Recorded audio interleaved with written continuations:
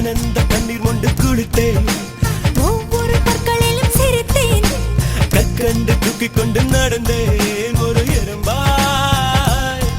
நான் தண்ணீரில் மெல்ல மெல்ல நடந்தேன் ஒரு இலையாய்.